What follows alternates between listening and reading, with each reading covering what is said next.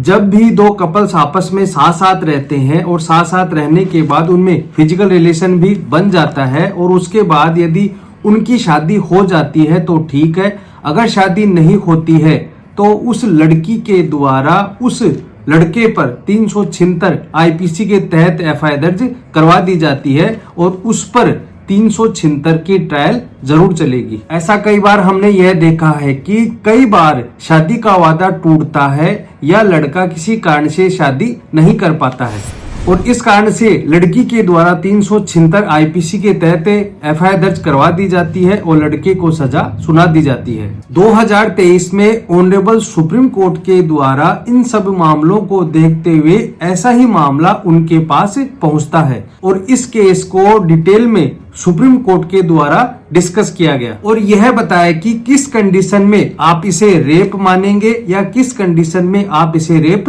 नहीं मानेंगे या इसे कंसेंट रिलेशन मानेंगे और यह भी बताया कि कब ब्रीच ऑफ प्रॉमिस होना है और कब ब्रीच ऑफ प्रॉमिस नहीं होना है और किन कंडीशन में आप अपने को बचा सकते हैं।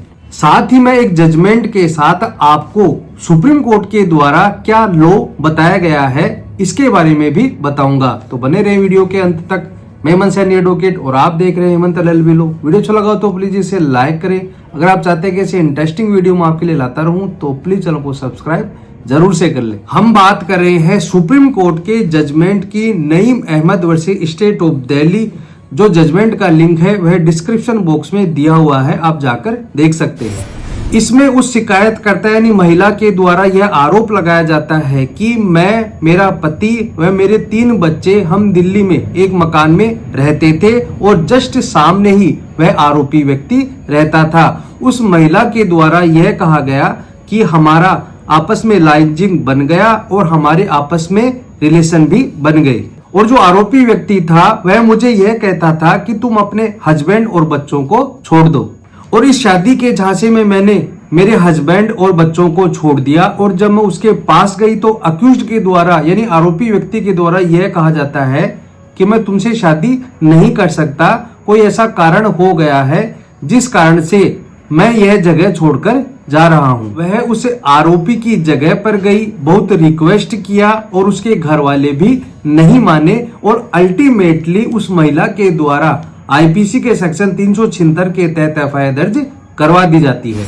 एफआईआर दर्ज होने के बाद इन्वेस्टिगेशन होता है। इन्वेस्टिगेशन संपूर्ण होने के बाद चार्जशीट न्यायालय में पेश कर दी जाती है और ट्रायल कोर्ट के द्वारा सारी ट्रायल को देखने के बाद यह देखा जाता है कि इसमें जो शादी करने का झांसा है वह दिया गया है और ट्रायल कोर्ट के द्वारा उस अक्यूज्ड व्यक्ति को 10 साल की सजा सुना दी जाती है। अब इस आदेश से एग्रीव्ड होकर या इस आदेश से परेशान होकर अक्यूज्ड जाता है हाई कोर्ट के पास और हाई कोर्ट के द्वारा उसकी सारी बातों को सुना जाता है। अक्यूज्ड के द्वारा हाई कोर्ट में यह कहा जाता है कि ट्रायल कोर्ट ने जो मेरे को 10 साल की सजा सुनाई है वह सरासर गलत है। हाईकोर्ट के द्वारा सारी बातों को सुनकर जो 10 साल की सजा थी उस सजा को रद्द नहीं किया बल्कि उस सजा को कम करके 7 साल की सजा कर दी जाती है। लेकिन अक्यूज्ड इस आदेश से भी संतुष्ट नहीं था। वह यह कहता है कि यह एक शादी का झांसा नहीं था बल्कि वह एक कंसेंटफुल रिलेशन था। लड़की ने अपनी मर्जी से किया है तो यह किसी भी कंडीशन में रेप नहीं हो सकता। इस कारण ही अक्यूज्ड जाता है सुप्रीम कोर्ट के पास और सुप्रीम कोर्ट में जाने के बाद वहां पर अपील फाइल की जाती है। सुप्रीम कोर्ट में जाने के बाद अक्यूज्ड के द्वारा कई बातें बताई जाती हैं जिनमें से पहली है कि यह कंसेंटफुल रिलेशन है, यह कहीं पर भी रेप नहीं है। जो शिकायतकर्ता थी उसे यह पता था कि अक्यूज्ड शादीशुदा है। उसने अपने एफआईआर में भी यह लिखा है कि जब मैं उसके घर पे गई थी तो उसकी वाइफ से भी मिली थी। तो जब लड़की को पता है तो यह शादी का झांसा कैसे हुआ और रेप कैसे हो सकता है। उन्होंने एक बात और कही कि she is a married lady, she is a mature lady, she lives in Delhi, she lives in metro city. वहां पर उन्हें पता है कि क्या गलत है और क्या सही है। इन बातों को लेकर उन्होंने अपनी अपील पर आर्ग्यू किया। सुप्रीम कोर्ट के द्वारा दोनों पक्षों को सुना गया और लास्ट डिस्कशन किया गया। सुप्रीम कोर्ट ने कहा कि हम इस पर जाने से पहले एक कानून को जान लेते हैं। सुप्रीम कोर्ट ने जो आईपीसी 375 है उसमें जो डेफिनेशन है उसे देखा, और जो आईपीसी की धारा 90 है 19 उसमें कंसेंट के बारे में बताया गया है। आईपीसी के सेक्शन 375 में यह बताया गया है कि किन किन कंडीशन में रेप माना जाएगा, और इसके साथ ही 7 डिस्क्रिप्शन भी दे रखे हैं। और अगर कोई केस इन 7 डिस्क्रिप्शन की परिभाषा में आता है तो ही वह रेप माना जाएगा। दूसरे डिस्क्रिप्शन में बताया गया है विदाउट हर कंसेंट, यदि लेडी की बिना सहमति के रिलेशन बनाता है तो उसे रेप माना जाएगा। अब जो महिला थी वह कहती है कि जो मेरा केस है वह दूसरे डिस्क्रिप्शन में आता है, उसने मेरी बिना सहमति के रिलेशन बनाया था। अब बिना सहमति के रिलेशन कैसे बनाया गया, इसके लिए हमें आईपीसी के सेक्शन 90 को देखना होगा।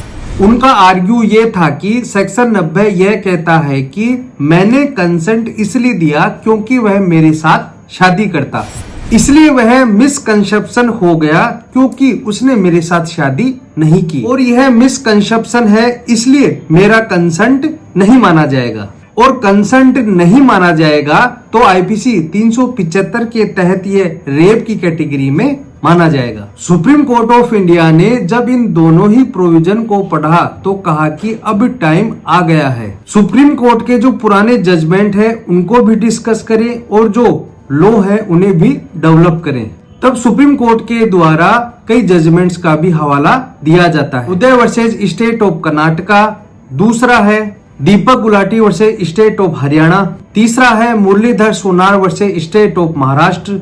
इन सभी जजमेंट का हवाला दिया गया और यह कहा कि आपको आज के बाद एक डिफरेंशिएट करना पड़ेगा कि क्या कंसेंट रिलेशन होते हैं और क्या रेप होते हैं। ऑनरेबल सुप्रीम कोर्ट के द्वारा यह कहा जाता है कि जब लड़का या लड़की रिलेशन बनाते हैं और लड़का पहले दिन से ही यही सोचता है कि मेरे को इस लड़की से शादी नहीं करनी है बल्कि संबंध ही बनाने हैं, और उसे चीट करता है, और इसी बात के साथ अगर वह आए कि मुझे शादी नहीं करनी है तो ही इसे शादी का झांसा माना जाएगा। और अगर कोई कंडीशन ऐसी हो जाती है जिसमें दोनों आपस में रिलेशन बना लेते हैं, संबंध बना लेते हैं, आगे बढ़ते हैं और कई साल तक साथ साथ में रहते हैं, और अगर कोई कारणवश या किसी कंडीशन से वह अपना वादा पूरा नहीं कर पाता है तो यह रेप की डेफिनेशन में नहीं माना जाएगा।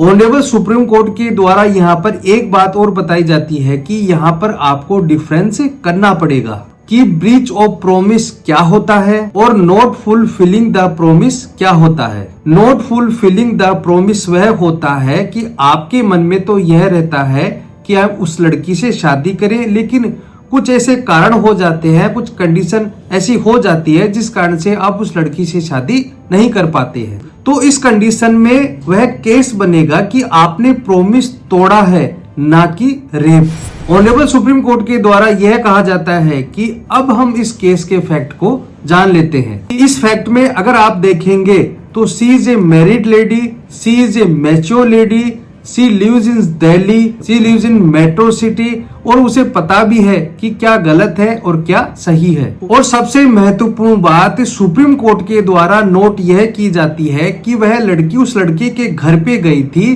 और उसकी वाइफ से भी मिली थी। लड़की को यह भी पता है कि जो आरोपी व्यक्ति है वह मैरिड है, यानी शादीशुदा है, तो इस कारण से वह मेरे से शादी कैसे कर सकता है, इसलिए इसे शादी का झांसा नहीं माना जाएगा। ऑनरेबल सुप्रीम कोर्ट ने इन सारे बातों को जानने के बाद, सारे फैक्ट को जानने के बाद और लॉ को डिस्कस करने के बाद उस आरोपी व्यक्ति को यानी उस अक्यूज्ड को ट्रायल कोर्ट ने जो 10 साल की सजा सुनाई थी, साथ ही साथ हाई कोर्ट के द्वारा उस अक्यूज्ड को जो कम करके 7 साल की थी, उन दोनों ही सजा को रद्द कर दिया जाता है और अक्यूज्ड को बाइज्जत बरी कर दिया जाता है। आपने शादी का झांसा नहीं दिया है तो वह रेप नहीं माना जाएगा। इस बात को आप साबित करें। इसी प्रकार से अगर आप ऐसा कोई केस है तो आप इस जजमेंट का फायदा भी ले सकते हैं। तो दोस्तों आज के लिए इतना ही। वीडियो अच्छा लगा हो तो इसे लाइक करें। अगर आप चाहते हैं कि इसे इंटरेस्टिंग वीडियो मैं आपके लिए बनाता रहूं तो प्लीज चैनल को सब्सक्राइब जरूर से कर ले और बेल आइकन को ऑल पर सेट कर ले ताकि उनका नोटिफिकेशन आपके पास आता रहे। धन्यवाद।